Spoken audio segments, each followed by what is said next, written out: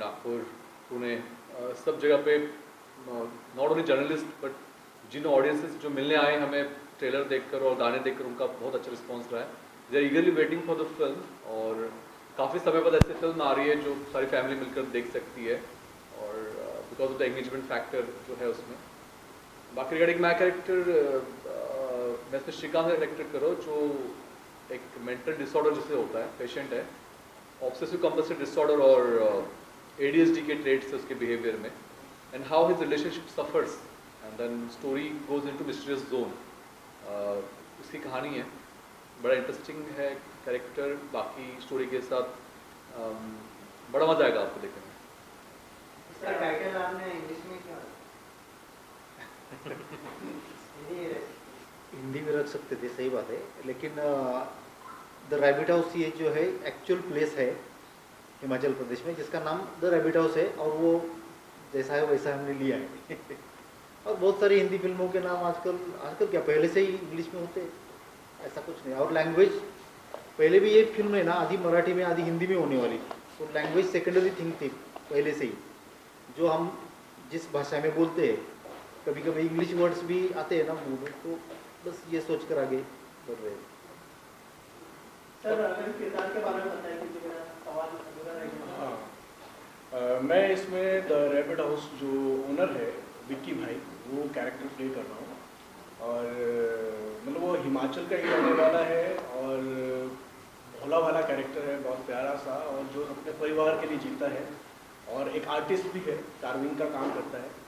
और guest house शुरू किया है, वहाँ पे लोग आते हैं, उसका मकसद है कि उन लोगों को खुश करे, वो पूरा खुश होके जाएं और पूरे हिमाचल की और उसकी वादियों की उनकी तारीफ़ करें और ताकि और भी लोग आएँ। इसी बीच में जो छोटा सा एक हादसा जो वहाँ हो जाता है और उस हादसे को किसी भी तरह से वो अवॉइड करने की कोशिश करता है ताकि फैमिली को प्रोटेक्ट करे, क्योंकि हर कैरेक्टर में, हर इंसान में जो एक एनिमल क्वालिटी होती है, तो उसी तरह से विक्की भाई में भी एक एनिमल क्वालिटी बोल सकते हैं। तो जैसे उन्होंने नाम रखा है द रैबिट हाउस, तो ये उन्होंने खुद ही नाम रखा है, वो घर भी उस तरह से ही बनाया हुआ है। तो जैसे रैबिट के भी एक रहता है कि छोटे छोटे होल बना के अपनी फैमिली को प्रोटेक्ट करना, तो उस सिचुएशन में शायद वो वाली क्वालिटी विक्की भाई की बात आती है। और जितनी भी प्रॉब्लम्स होती हैं, चाहे वो पुलिस को इन्वॉल्व नहीं करना है या बाकी लोगों को इन्वॉल्व नहीं करना है, उन सब लोगों को दूर करके सिर्फ अपनी फैमिली को प्रोटेक्ट करने की पूरी कोशिश करता है और काफ़ी हद तक सक्सेसफुल होता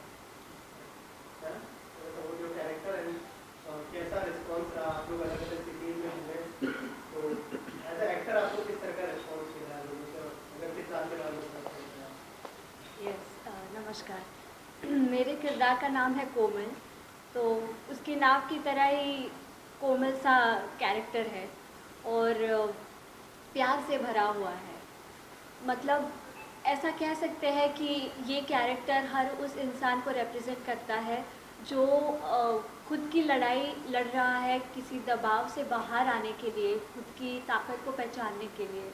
तो ऐसा अगर इंसान रैबिट हाउस में आ जाए और उसके साथ ये जो कैरेक्टर्स हैं उनके साथ उनका रिलेशनशिप कैसा होगा, ये इस फिल्म में दिखाया गया है। और आज तक ट्रेलर और 3 गाने रिलीज़ हुए हैं। ऑडियंसेस के साथ मतलब पर्सनल इंटरेक्शंस करने का भी चांस मिला जब हम सिटी टूर कर रहे थे, और उनकी आंखों में जो अफेक्शन दिख रहा था कैरेक्टर के प्रति, या फिर वो म्यूज़िक या फिर वो स्टोरी की क्यूरोसिटी जो उनकी आंखों में नज़र आ रही थी, वो मेरे लिए हाईलाइट था। बहुत मज़ा आया। तो सर आपसे जानना चाहूँगा, 21 इंटरनेशनल अवार्ड्स मिले हैं, तो एज ए डायरेक्टर का कॉन्फिडेंस मिलता है थोड़ा कि थिएट्रिकल अगर आएगी तो लोग पसंद करेंगे? जरूर क्योंकि अवार्ड्स ये तो एक बात है कि चलो अवार्ड्स के लिए जूरीज होते हैं, क्रिटिक्स होते हैं, वो देखते हैं, सराहना करते हैं, फिर अवार्ड मिलता है। दूसरी साइड ये कि फेस्टिवल्स में जहाँ जहाँ फिल्म गई तो सामने जो ऑडियंस था वो तो कॉमन ऑडियंस था, तो उनका रिस्पॉन्स ही इतना बढ़िया था कि वहीं पर कॉन्फिडेंस बढ़ गया था, खाली अवार्ड से नहीं, ऑडियंस के रिस्पॉन्स से। सर एज ए डायरेक्टर कैसा एक्सपीरियंस रहा पूरी फिल्म करने का, और अगर बताएं कि क्या क्या चैलेंजेस आपको फेस करने पड़े as a director? Yes, as a director experience तो मतलब अगर हम कुछ एक्सप्रेस करना चाहते हैं और एक्सप्रेस करने का मौका मिलता है तो हम खाली हो जाते हैं ना, तो उस तरीके का ये एक्सपीरियंस था, ये पूरी जर्नी थी। चैलेंजेस तो थे ऑफ कोर्स, क्योंकि हम जहाँ पर शूट कर रहे थे ये बहुत ही अनटच लोकेशन है, जहाँ पर ज़्यादा लोग आते जाते नहीं, रोड्स नहीं है अच्छे, क्योंकि वहाँ पर ज़्यादा व्हीकल्स ही नहीं है तो रोड अच्छे क्यों बनेंगे। तो और हमने जो लोकेशन वहाँ पर ढूंढे थे वहाँ पर ट्रैक करके जाना पड़ता था, तो फिर कभी कभी लैंडस्लाइडिंग होता था। जो क्लाइमेट हमने एक्सपेक्ट किया था वो तो वहाँ पर नहीं था। अप्रैल मई में बर्फ़ गिर रहा था, बारिश आ रही थी, सब कुछ प्रतिकूल दिख रहा था, लेकिन ये सब चैलेंजेस देखते हुए हमने ओवरकम करके अच्छे से काम किया और हुआ। सर एज ए डायरेक्टर थोड़ा सा ये भी जानना चाहूँगा कि जैसा आपने कहा कि स्क्रीन्स नहीं मिल रही थी, बड़ी बड़ी फिल्में आ रही है, पुष्पा 2 की बात करें, अभी बेबी जॉन भी रिलीज होने वाली है, तो मतलब जो नई फिल्में हैं या फिर नए कलाकार हैं उनको थोड़ा सा डिफिकल्टीज होती है सस्टेन करने के लिए? होती है, लेकिन मैं इसको किसी को ब्लेम नहीं करना चाहता, ये नेचुरल थिंग है। क्योंकि ठीक है, कोई अगर फिल्म चल रही है, तीसरे हफ्ते में भी चल रहे हैं, तो उसे चलने देना भी चाहिए, थोड़ी स्पेस देनी चाहिए। और अगर हम एडजस्ट कर सकते हैं, थोड़ा बहुत कॉम्प्रोमाइज़ कर सकते हैं, तो वो करना चाहिए। और उसका एडवांटेज भी है, चलो 10-12 दिन हमें एक्स्ट्रा मिले, 15 दिन, उसमें हम और ज़्यादा लोगों तक पहुंच सकते हैं ना, ये भी पॉजिटिव थिंग है। सर लेकिन बड़ी छोटी फिल्में ही नहीं, अभी जैसे पुष्पा 2 और बेबी जॉन का जो सीन्स था उसके रिलेटेड भी कुछ इश्यूज चल रहे थे कि बेबी जॉन को कहा गया कि पुष्पा 2 को जितने सीन्स हैं उतने बेबी जॉन को भी सीन्स मिले, तो हम लोग पुष्पा 2 निकाल देंगे। Anil Thadani a film was distributing the film. तो ऐसा नहीं कि छोटी और बड़ी फिल्मों को ये होता है, बड़ी बड़ी फिल्मों के बीच में भी टक्कर होती है कि हमें ज़्यादा सीन्स चाहिए। आप लोगों को as a producer also director कुछ ऊपर से कोई किसी प्रोडक्शन का या किसी मार्केटिंग का कुछ मैसेज या कुछ आया था कि जिसको पोस्टपोन ऐसी कुछ चीज़ें हुई थी क्या? I mean media is there, you can share whatever. Yes, जरूर इसका डिस्कशन चल रहा था, मैसेज आ रहे थे कि चलो आप थोड़ा आगे अगर जाएंगे तो अच्छा रहेगा। दबाव नहीं था, लेकिन ये डिस्कशन चल रहा था और हमने भी माना ठीक है, अभी करेंगे, कम स्क्रीन्स मिलेंगे तो थोड़ा ज़्यादा लोगों तक नहीं पहुंच पाएंगे। और उनकी फिल्म चल रही है, ऐसा नहीं कि चल नहीं रहे फिर भी उनको थिएटर चाहिए, ऐसा भी नहीं। तो ठीक है करके हमने डिसीजन लिया, मतलब प्रोड्यूसर ने खास करके ये बहुत बड़ा डिसीजन लिया कि चलो हम आगे की डेट ले लेते हैं। सर आप कुछ ऐड करना चाहेंगे? मैंने जैसा कि पहले भी बात की है कि जहाँ हमने सिटी टूर तक पहुँचे, लोगों का रिस्पांस बहुत बढ़िया था, और वो रिस्पांस देख के छोटे जो कम स्क्रीन मिलने वाले हैं उसमें एडजस्ट करना वो सही नहीं था, इसलिए हमने थोड़ा आगे जाने की सोचा, आगे की डेट सोची। और इससे क्या हुआ कि हमको जैसा कि अभी बताया है कि हमको और थोड़ा टाइम मिला, और थोड़ा प्रमोशन के लिए टाइम मिला, ताकि ज़्यादा लोगों के पास हम पहुँच सकें। Congratulations, sir, for winning 21 international awards. The question is, the theme is OCD. So this is a mental concept. So have you consulted any doctor? So it will be proper, like people can relate to it. Yes, मैं काफ़ी psychiatrist से मिला हूँ, because ये subject ऐसा था, ये character ऐसा था कि आप ऐसी लाइटली प्रेजेंट नहीं कर सकते। हमने ऑब्वियस वे से शो नहीं किया कि he is the patient of this, but then क्योंकि समाज में बहुत से लोग ऐसे होते हैं जिन्हें पता ही नहीं उन्हें मेंटल डिसऑर्डर है। We just focused on how relationship gets affected.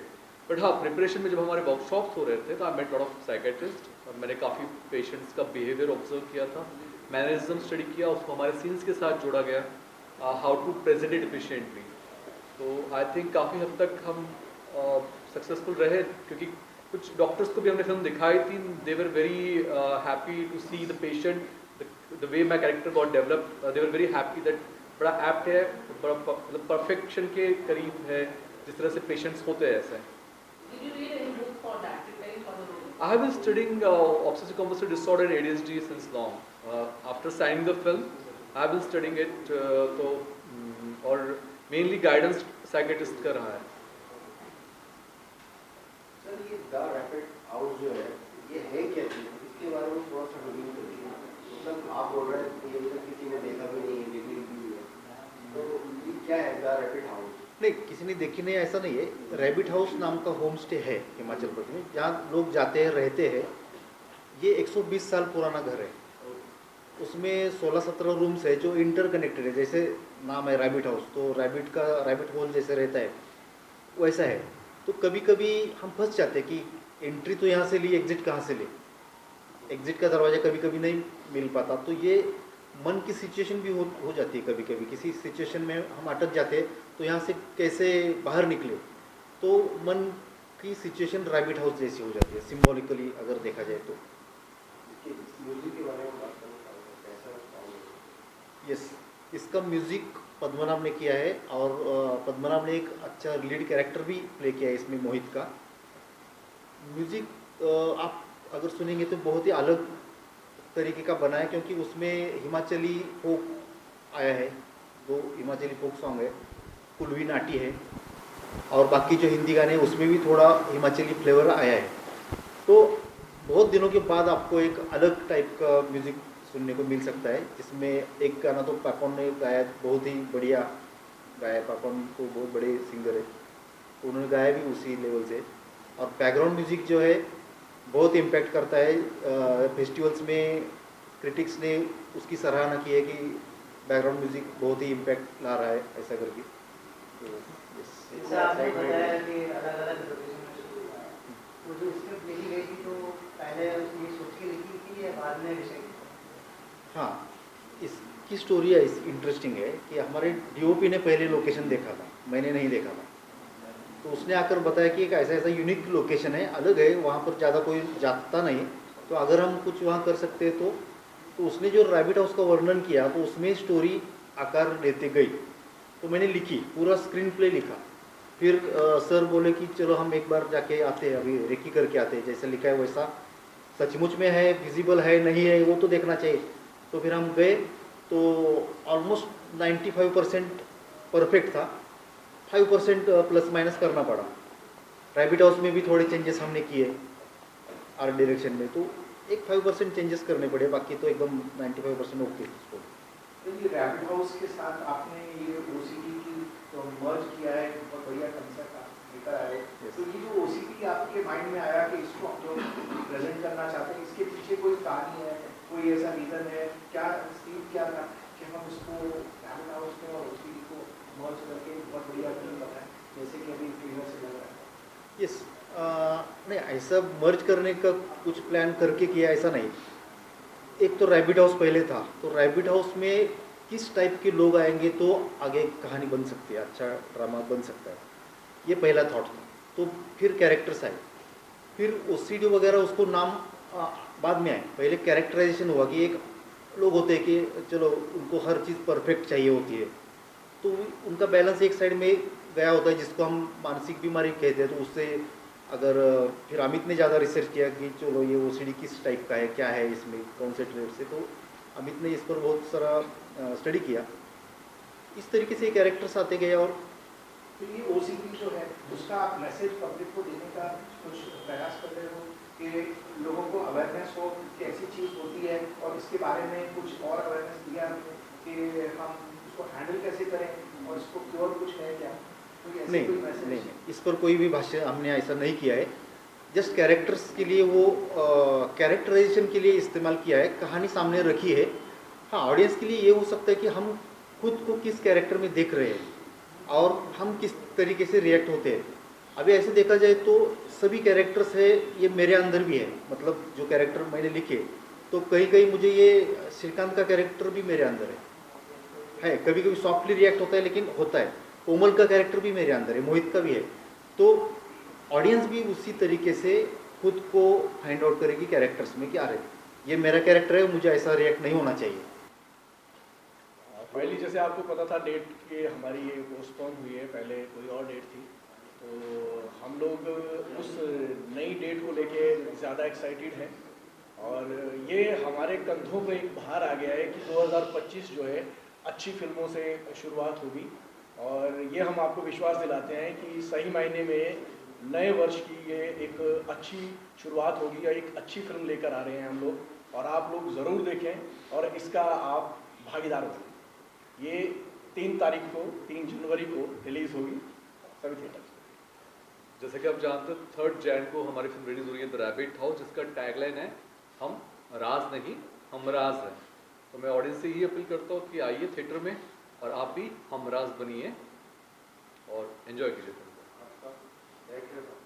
Yes, बहुत बार ऐसा होता है कि कमर्शियल फिल्म जो ऑडियंस देखने के लिए जाती है, तो कमर्शियल फिल्म बनाते हुए सोचा जाता है कि लोगों को क्या चाहिए, इस फिल्म से ये अच्छा लगा था, उस फिल्म में ये अच्छा लगा था, फिर एक नई कमर्शियल फिल्म बनती है।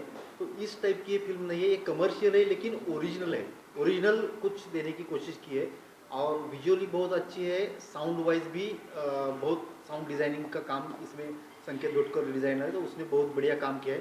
तो ज़रूर ये फिल्म थिएटर में जाके देखनी चाहिए। तो हम हिमाचल प्रदेश का, वहाँ के कल्चर का, रैबिट हाउस का एक्सपीरियंस ले सकते हैं। तो 3 जनवरी को ज़रूर थिएटर में जाके ये फिल्म देखिए, द रैबिट हाउस। 3 जनवरी 2025 को द रैबिट हाउस हमारी हिंदी फीचर फिल्म रिलीज़ हो रही है। इस फिल्म में जो एक कॉन्सेप्ट है जिस पर आजकल कम कंटेंट बनता है, जो हर एक इंसान के बारे में बात करे जो अपनी स्ट्रेंथ को पहचानना चाह रहा है, और इस कॉन्सेप्ट को एक एंटरटेनमेंट वे में प्रेजेंट करना, जिसमें मल्टी जॉनर्स आपको एक्सपीरियंस करने मिलेंगे, thrill, comedy, romance, drama, dance, music, सब कुछ आपको थिएटर्स में एक्सपीरियंस करने मिलेगा ऑडियो विजुअल ट्रीट के साथ। दोनों भी प्रोड्यूसर है, तो मैं बात करूँगा। कंटेंट वाइज फिल्म बहुत बढ़िया बनी है, हमारे सभी कलाकारों ने बहुत अच्छा काम किया है। नए साल में लोगों को मनोरंजन और सस्पेंस, थ्रिलर और सब मसाला मिलेगा लोगों को। 3 तारीख को थिएटर में जाके देखिए, मैं आह्वान करता हूँ। और हमारी फिल्म की टैगलाइन क्या है मालूम है? हम राज नहीं, हम राज है। हमारी फिल्म की टैगलाइन है, हम राज नहीं, हम राज है। Merry Christmas to all of you and happy new year 2025। हमारी फिल्म 3 जनवरी को रिलीज होने वाली है। सबको आह्वान करता हूँ कि थिएटर में जाके देखिए, जरूर देखिए, क्योंकि हम राज नहीं, हम राज हैं।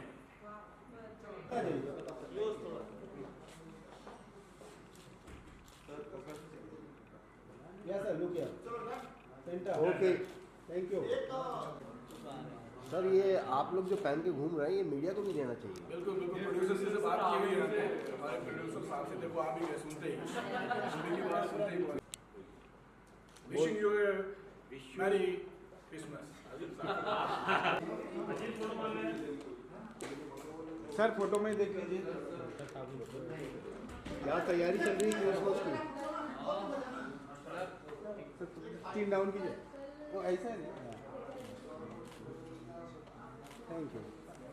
एक्शन। विश यू ऑल अ मेरी Christmas and happy new year. हमारी फिल्म आ रही है द रैबिट हाउस 3 जनवरी 2025 को। हम राज नहीं, हम राज हैं।